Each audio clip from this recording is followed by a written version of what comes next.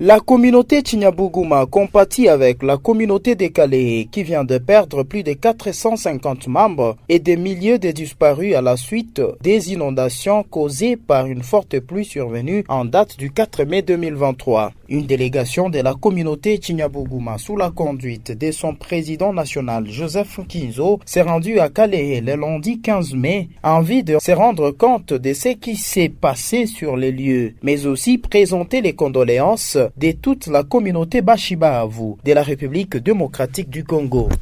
Sisi hatuko organisation humanitaire ama hatuko gouvernement, kwa hiyo hatukuje na misaada hapana, lakini tunakuja tu kuwapatia pole kujina ya Chinyabuguma Chabashi na Bahavu.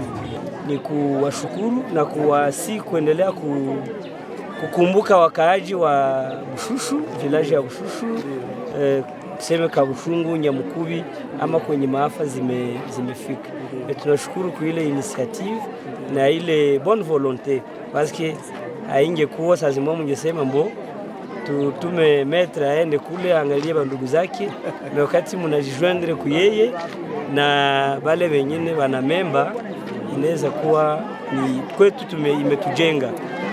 La délégation venue de Kinshasa n'est pas allée main vide sur place. Elle a procédé à la distribution symbolique des vivres et non-vivres, fruits des cotisations des Bashibahavu vivant à Kinshasa, touchés par cette tragédie. Nous sommes venus sur terrain ici à Kalehe au nom de la communauté Bashibahavu Chinyabuguma pour venir présenter les condoléances et l'encouragement aux communautés touchées par cette catastrophe qui a tué des centaines de personnes, plusieurs centaines de personnes, et d'autres qui ne sont pas retrouvées jusqu'en ce moment.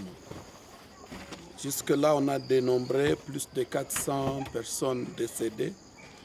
Et la communauté Bashibahavu au niveau national et à Kinshasa nous a délégué avec le deuxième vice-président, l'honorable Materagna Romeo, pour venir présenter ses condoléances à la population de Kalehe et de la collectivité de Buhavu ici dans notre province du Sud-Kivu.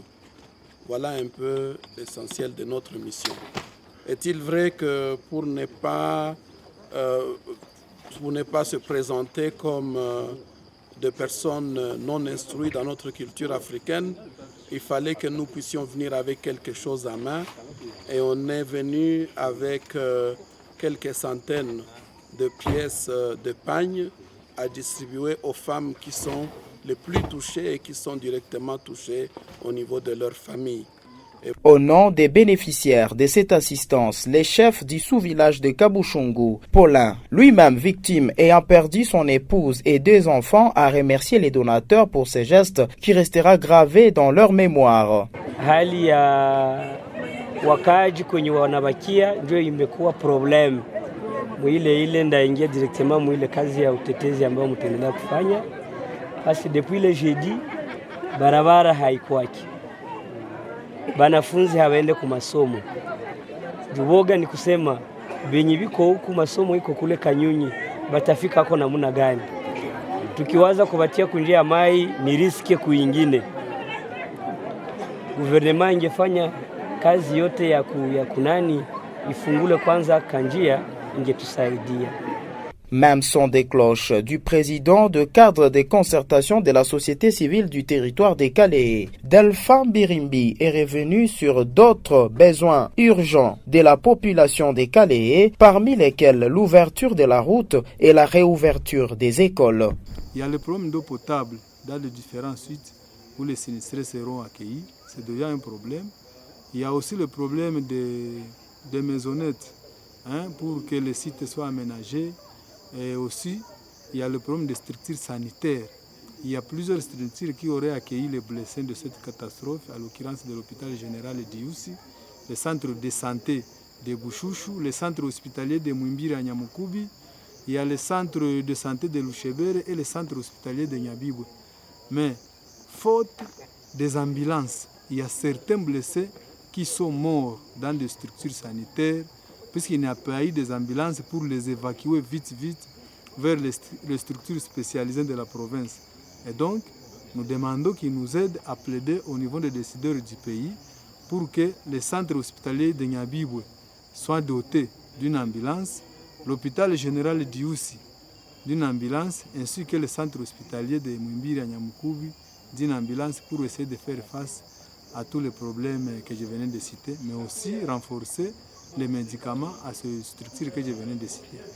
Signalons qu'à son arrivée à Kalehe, la délégation conduite par Joseph Nkinzo est allée tout d'abord présenter ses civilités au chef coutumier, le Mwami de Kalehe. La population exige la délocalisation urgente des populations touchées ou des rescapés de cette catastrophe. Cette délocalisation doit se faire en respectant la dignité humaine. Il ne faut pas oublier que nous sommes au village et dans ce même village, il y a leurs aïeux qui ont été enterrés là-bas.